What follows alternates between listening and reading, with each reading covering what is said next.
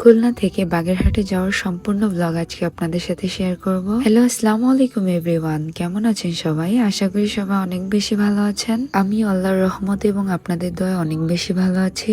অনেক বেশি বিজি থাকার কারণে আপনাদের সাথে সেভাবে ভিডিও শেয়ার করতে পারতেছি না। খুলনা থেকে বাগেরহাটে যাওয়ার জন্য আমরা সোনাডাঙ্গা থেকে বাসে উঠে পড়েছিলাম। এখন আপনাদের অনেকের মনে প্রশ্ন থাকতে পারে আমি বাগেরহাটে কেন গিয়েছি। খুলনা আমার বাবার বাড়ি হলেও বাগেরহাটে আমার দাদু বাড়ি এবং নানু বাড়ি। বাগেরহাটে আমার দাদু বাড়ি নানু বাড়ি হলেও আমার সেভাবে যাতায়াত নেই। খুব বেশি ইম্পর্টেন্ট কাজ না পড়লে সেভাবে বাগেরহাটে যাওয়া হয় না। বাগেরহাটে যাওয়ার উদ্দেশ্যে আমরা ঠিক 2টা বাজে বাসে উঠে পড়ি, আর এটা ছিল রূপসা ব্রিজ। আমি প্রায় 1.5 বছর পরে বাগেরহাটে যাচ্ছিলাম। এবারও হয়তো বাগেরহাটে আসা হতো না, কিন্তু এসেছিলাম শুধুমাত্র নানুকে দেখার জন্য। এটা ছিল বাগেরহাট 60 গম্বুজ মাজার। আপনারা অনেকেই হয়তো বা চিনে থাকবেন। বাগেরহাট হয়তো অনেকে চিনেন না। বাগেরহাট হলো খুলনার বিভাগের একটা জেলা। এই বাগেরহাটের পাশেই রয়েছে সুন্দরবন এবং মোংলা পোর্ট। দেখতে দেখতে আমাদের বাসটা গ্রামের ভিতরে চলে আসলো। আমার খুবই ভালো লাগতেছিল দুই পাশের গ্রামগুলো দেখতে। আপনারা যারা রেগুলার আমার ভিডিও দেখেন তারা অবশ্যই সবাই জানেন আমি গ্রাম কতটা ভালোবাসি। গ্রামের সৌন্দর্য সব সময় আমাকে মুগ্ধ করে। শহরের কৃত্রিম জীবন আমার এতটা বেশি পছন্দ না।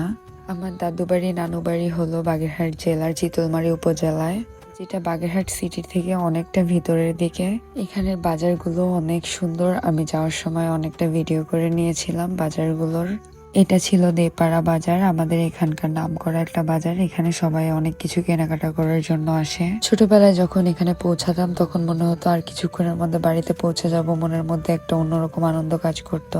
দেপাড়া ব্রিজ পার হয়ে আমাদের বাড়িতে যেতে 10 থেকে 15 মিনিটের মতো টাইম লাগে। এটা ছিল দেপাড়া ব্রিজ। আমি তো গ্রামের সৌন্দর্যগুলো মুগ্ধ হয়ে চেয়ে দেখতেছিলাম, আর আপনাদের জন্য ভিডিও করতেছিলাম। আপনাদের সাথে কেন শেয়ার করব না এত সুন্দর সুন্দর দৃশ্য।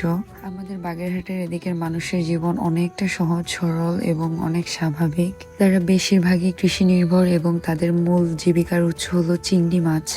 আপনারা দেখেই বুঝতে পারছেন আমরা বাসে করে কতটা গ্রামের ভিতরে পৌঁছে যাচ্ছিলাম।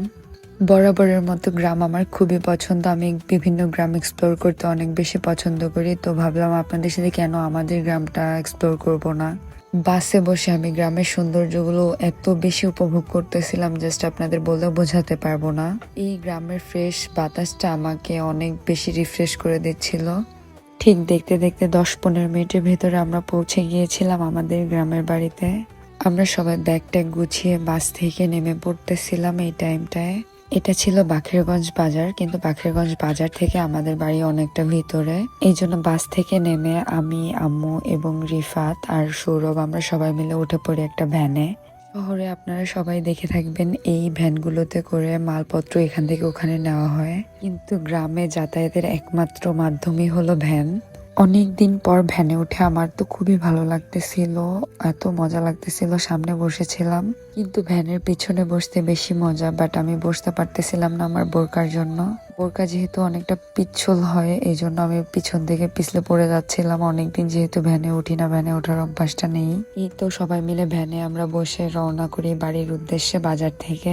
বাখেরগঞ্জ বাজার থেকে আমাদের বাড়িতে যেতে প্রায় 10 মিনিটের মতো টাইম লাগে। আর এই টাইমটা যে কিভাবে চলে যায় আমি জাস্ট বলে বোঝাতে পারবো না। এত সুন্দর এই জায়গাগুলো, আমাদের এই গ্রামটা যে এত সুন্দর আপনাদের জাস্ট বলে বোঝাতে পারবো না। মানুষ অনেকটা স্বাভাবিক জীবনযাপন করে এবং এই গ্রামের মানুষ বেশিরভাগই কৃষি নির্ভর এবং তাদের জীবিকার মূল উৎসই হলো চিংড়ি মাছ।